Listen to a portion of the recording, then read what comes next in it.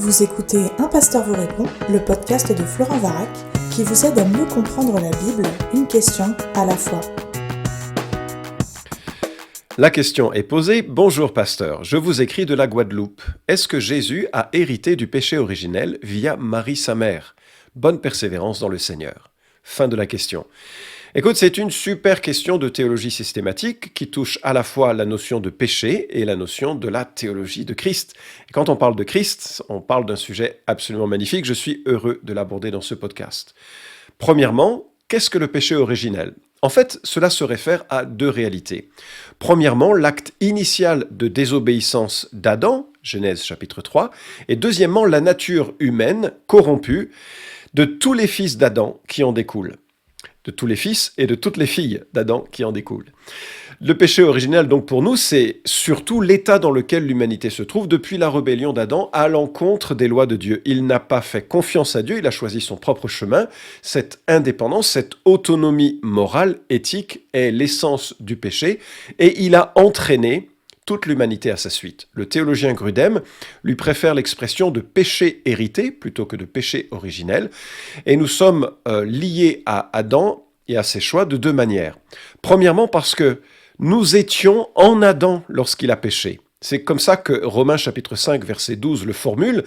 C'est pourquoi, de même que par un seul homme, le péché est entré dans le monde, et par le péché la mort, et qu'ainsi la mort a passé sur tous les hommes parce que tous ont péché. Et donc, nous étions en Adam, lorsque lui a péché, nous étions en lui, et nous avons confirmé, c'est également ce que dit le verset 12, la réalité de notre nature pécheresse par les péchés que nous commettons. Et en fait, notre nature est affectée. Des textes comme le psaume 51:7 nous dit « Voici, je suis né dans la faute, ma mère m'a conçu dans le péché ». Éphésiens chapitre 2, versets 1 à 3 dit des choses similaires. Alors j'espère que tu as remarqué, le péché est hérité d'Adam. Il passe de l'homme à ses enfants. Je ne rentre pas dans les différentes conceptualisations théologiques qui représentent ce passage, mais on pourrait simplifier en disant que c'est comme un homme qui transgresse les lois de son pays pour entrer illégalement dans un autre pays. Il est maintenant un émigré illégal et sa descendance est entraînée dans l'illégalité. Toute illustration a ses limites. On peut aussi conceptualiser ou se représenter cette notion du péché en Adam comme des poupées russes. Nous étions en Adam lorsque lui a péché, et tu peux le lire de façon plus complète en Romains chapitre 5, les versets 12 à 18, j'ai cité le verset 12, mais également en 1 Corinthiens chapitre 15, il y aura des passages parallèles. Bien, qu'en est-il maintenant de ce péché hérité, comme le définit Grudem, je préfère sa formulation, avec la personne de Jésus-Christ? J'espère que tu as remarqué que c'est Adam qui confère cette souillure dans les textes. Je n'ai pas parlé de Ève et du péché de Ève. D'ailleurs, Ève est moins coupable qu'Adam parce qu'elle a été séduite alors qu'Adam était rebelle et directement rebelle. Lui avait entendu le commandement de Dieu, comme nous le lisons en Genèse 1, 2 et 3, alors que Ève ne l'avait pas entendu et vraisemblablement qu'elle l'avait appris de son mari, Adam. Et donc, c'est le mal qui confère à l'humanité sa culpabilité. Elle est imputée aux humains par le biais du Père. On est pécheur de père à enfant, et chaque enfant, par son propre péché, confirme la réalité de sa nature pécheresse. Ainsi, pour répondre directement à ta question, Jésus n'est pas souillé par la faute originelle parce qu'il n'est jamais en Adam. Il n'est jamais présenté comme étant en Adam. Alors comment est-il possible qu'un être humain ne soit pas en Adam? Bien par deux réalités. Premièrement, par la naissance virginale, unique au monde, un miracle qui est une recréation finalement d'une nouvelle humanité. Et deuxièmement, les théologiens parlent de l'anipostasie de la nature humaine, un terme qu'il faut évidemment oublier dès qu'on a compris de quoi il s'agissait. Vous n'allez pas l'utiliser trop souvent dans vos conversations, mais il souligne que la nature humaine de Christ n'a jamais existé en dehors de l'incarnation. Jésus ne rentre pas dans un fœtus qui existait déjà. Il est ce fœtus dès que l'Esprit couvre la Vierge Marie. Luc chapitre 1, verset 35, l'ange répond à l'objection de Marie qui dit n'avoir pas connu d'homme, « Le Saint-Esprit viendra sur toi et la puissance du Très-Haut te couvrira de son ombre. » Avec cette conception miraculeuse, Jésus est vraiment homme, il s'incarne en Marie, de laquelle il naît, mais dans son humanité, il n'est pas en Adam. Alors que Jésus soit né d'une vierge change fondamentalement la situation de Christ au regard de la question qui est posée. Et bien sûr, cette naissance, cette conception est unique dans l'histoire. Alain Nisus, qui a dirigé le livre Pour une fois réfléchi, édité par la Maison de la Bible, dit la chose suivante: « En ce qui concerne Jésus, la conception virginale met en valeur le fait qu'en tant qu'homme, Jésus est création nouvelle ou recréation de Dieu. Avec lui, on a un nouveau commencement de l'humanité. C'est pourquoi il y a une certaine adéquation entre la conception virginale et l'impeccabilité de Jésus. » Voir Luc 1,35, c'est pourquoi le Saint-Enfant qui naîtra sera appelé Fils de Dieu. Jésus, le second Adam, n'était pas en Adam, héritant du péché originel, car il n'est pas issu d'une semence humaine. Pour constituer une personne humaine, il faut le croisement de deux lignées humaines, ce qui n'est pas le cas de Christ. Il n'a pas de personne humaine portant sa nature humaine. Sa personne est celle du Verbe. Avec la conception virginale, œuvre de l'Esprit créateur, nous avons affaire à un commencement pur, à une nouvelle création, à la constitution du second Adam. Fin de la citation que tu trouveras page 384. Il est évoqué l'impeccabilité de Jésus. Ça veut dire quoi? C'est un terme que l'on utilise parfois pour réfléchir à la notion de savoir est-ce que Jésus était capable de pécher. Tout le monde est d'accord pour dire que Jésus n'a pas péché. Enfin, tous les théologiens et tous ceux qui constatent et qui croient en ce que l'Écriture dit notent que, bien sûr, Jésus est le Fils de Dieu, le Dieu qui s'incarne et qui, pour porter dignement nos péchés à la croix, devra avoir un comportement impeccable. Alors ça, c'est dans l'utilisation habituelle du terme, c'est-à-dire parfait. Il est l'agneau de Dieu sans tache.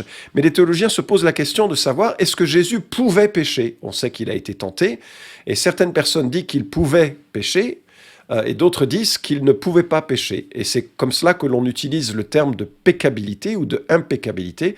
Il aurait été dans l'impeccabilité, l'incapacité de pécher, et dans le camp pécable, il aurait été dans la capacité de pécher. En fait, il y a une manière de résoudre cela, mais ce n'est pas la question de ce podcast, mais je voulais juste expliquer ce terme. Henri Blocher, dans la doctrine du Christ, livre admirable, assez complet et bien sûr très fin sur la personne de Christ, nous lisons « Comme Adam final, Jésus-Christ, bien que fils d'Adam, n'est pas en Adam. » Aucun texte ne se prononce explicitement sur ce point, mais c'est la conclusion la plus naturelle. Quand l'Écriture le présente en sa qualité de chef, l'accent tombe sur sa procession directe de Dieu. 1 Corinthiens 15, 47, Hébreux 2, 11. Pour être sans péché, il faut que le Christ ne soit pas, comme les autres, fils d'Adam en Adam. Autrement, il hériterait l'état de péché et sa culpabilité. Il faut qu'il soit chef d'humanité. Mais comment peut-il l'être s'il doit son existence même à la transmission de la vie depuis Adam? L'anipostasie de la nature humaine, la préexistence de la personne du Fils, libère de cette dépendance. Et le deuxième critère qu'il évoque, je continue la citation, c'est lié à la naissance virginale. Nous pouvons établir prudemment un rapport entre la conception miraculeuse de Jésus et sa pureté sainte. Puisque notre existence personnelle, à chacun, se constitue par l'intersection de deux lignées généalogiques, remontant toutes deux à Adam, notre dépendance est assurée, nous sommes en Adam, comme sous ce chef. Le miracle fait qu'il n'y a pas eu pareille intersection dans le cas de Jésus. Son existence personnelle est acquise sans dépendre d'Adam. Fin de citation. Wow, j'imagine que ces deux citations ont un petit peu remué la tête, mais en fait, la solution est finalement relativement simple. Par la conception virginale de Christ et parce que il n'y a pas un embryon qui existait avant l'incarnation, il est cette incarnation, eh bien nous avons en Jésus une nouvelle création. J'ai parlé des poupées russes. Peut-être que cela explique le mieux ce que je vais maintenant évoquer pour conclure ce podcast, pour évoquer justement en quoi ça change notre conception de la vie. Je ne sais pas si tu connais la notion de poupée russe, évidemment, ce n'est pas très populaire d'en parler maintenant, mais ce sont des poupées emboîtées les unes aux autres. On va d'une plus grosse, une plus petite, à une plus petite, à une plus petite. L'idée que nous sommes en Adam est vraiment bien représentée par cette notion de poupée russe. Qu'est-ce qui se passe lorsque Christ naît? Eh bien, il est la première d'une autre poupée. Encore une fois, c'est une illustration.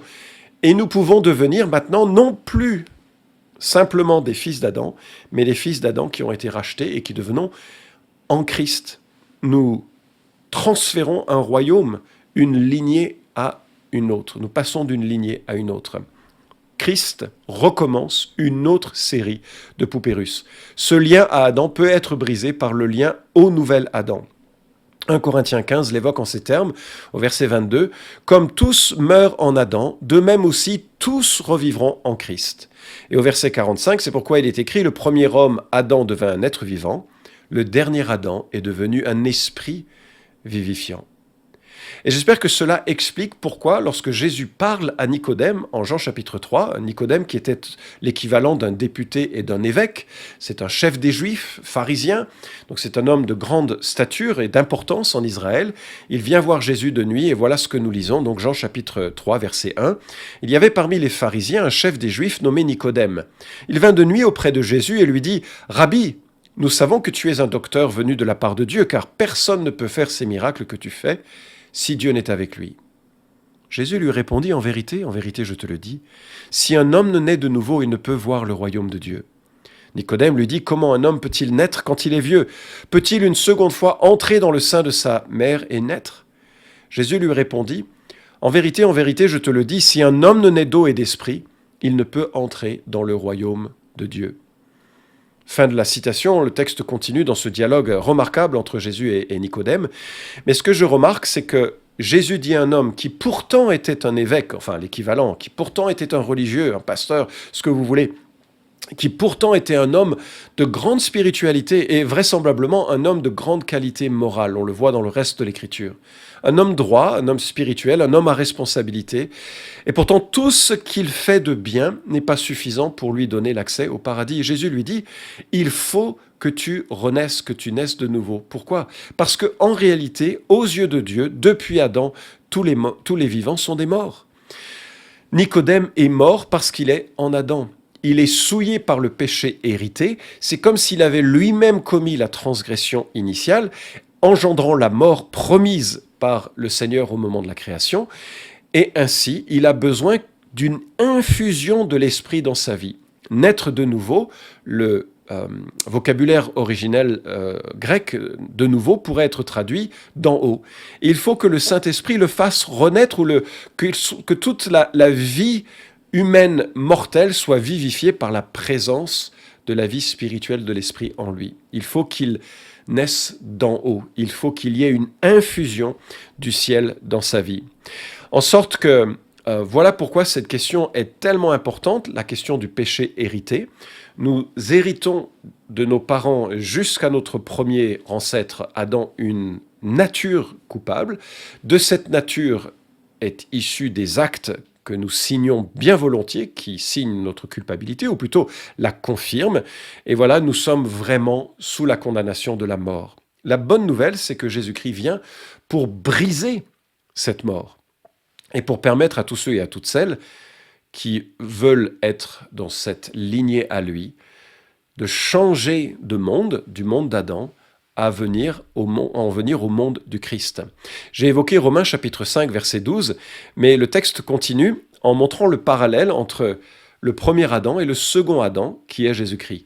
Nous lisons verset 15 de Romains chapitre 5, « Il n'en est pas du don gratuit comme de la faute, car si par la faute d'un seul, beaucoup sont morts, à plus forte raison la grâce de Dieu et le don qui vient de la grâce d'un seul homme, Jésus-Christ, ont-ils été abondamment répandus sur beaucoup. » Verset 17, « Si par la faute d'un seul, la mort a régné par lui seul, à bien plus forte raison, ceux qui reçoivent l'abondance de la grâce et du don de la justice, régneront-ils dans la vie par le seul Jésus-Christ. » Ma prière pour chacun de ceux qui écoutent ce podcast, c'est de réaliser que, effectivement, nous sommes en Adam et nous confirmons cette réalité. Il suffit de regarder autour de nous pour voir à quel point l'humanité ne fonctionne pas comme on imagine qu'elle devrait fonctionner, avec un minimum de respect, d'amour, de tolérance, de bienveillance les uns envers les autres. Et ça, quelles que soient les civilisations, les religions, les non-religions, les gouvernements athées ont été les plus cruels au XXe siècle que tous les gouvernements religieux, qui eux aussi ont été cruels dans les siècles précédents. L'homme aime la violence et la séparation d'avec Dieu en est, et cette violence est le signe de cette séparation d'avec Dieu. Et c'est pourquoi Dieu propose une nouvelle humanité. Il ne l'impose pas. Notre culpabilité, elle est imposée par notre naissance, mais la nouvelle naissance est une proposition. Une proposition qui est résumée quelques versets après Jean chapitre 3 par le verset 16 que beaucoup d'évangéliques connaissent, car Dieu a tant aimé le monde qu'il a donné son Fils unique, afin que quiconque croit en lui ne périsse pas, mais qu'il ait la vie éternelle. Aimer le monde, Dieu nous aime, et il a offert en sacrifice à la croix son propre Fils pour payer le poids de nos péchés et de notre péché hérité, autant que du péché confirmé par nos propres actes. Et à la croix, puisqu'il peut à ce moment-là débarrasser tous ceux et toutes celles qui viennent à lui dans la repentance et dans la foi de cette nature pécheresse, il peut aussi revêtir de sa justice tous ceux et toutes celles qui viennent à lui. En sorte qu'en Christ, il y a une nouvelle création qui est possible. Et nous entrons dans une nouvelle lignée, celle des fils et des filles de Jésus-Christ, lignée éternelle qu'il a lui-même entraînée par la mort et la résurrection, et chemin que nous suivrons alors que nous plaçons notre confiance en celui qui est mort pour nos péchés. La conclusion évidente, c'est que nous sommes invités à croire, nous repentir et suivre celui qui nous a tant aimés, qu'il est mort pour nous. J'espère avoir répondu à cette question. Cet épisode vous a édifié ? Alors merci de le liker ou de le partager pour que d'autres puissent en profiter. Pensez aussi à vous abonner à la chaîne d'Un Pasteur vous répond pour ne manquer aucun des prochains épisodes. Enfin, si vous avez une question à poser à Florent Varac, écrivez-lui directement sur contact@toutpoursagloire.com.